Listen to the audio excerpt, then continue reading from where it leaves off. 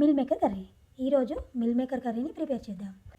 Stove పైన కడాయి పెట్టి oil వేసి వేడైనాక సన్నగా కట్ చేసిన 4 మీడియం సైజు ఉల్లిపాయ ముక్కల్ని వేయాలి. ఉల్లిపాయ ముక్కలు వేగడం కోసం కొంచెం ఉప్పు చల్లి తర్వాత కరివేపాకు, అల్లం వెల్లుల్లి పేస్ట్ వేసి కలిపి మూత పెట్టాలి. ఉల్లిపాయలు వేగినాక పసుపు వేసి సరిపడినంత ఉప్పు, కారం వేయాలి.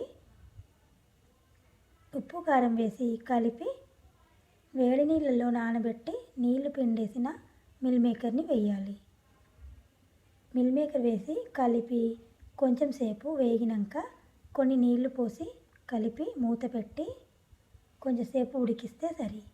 తర్వాత లాస్ట్లో కట్ చేసిన కొత్తిమీరను చల్లి సర్వ్ చేస్తే సరిపోతుంది. ఈ కర్రీ చపాతీ, దోశ, అన్నం దేనిలోకైనా చాలా బాగుంటుంది. Please like and subscribe. Thank you for watching.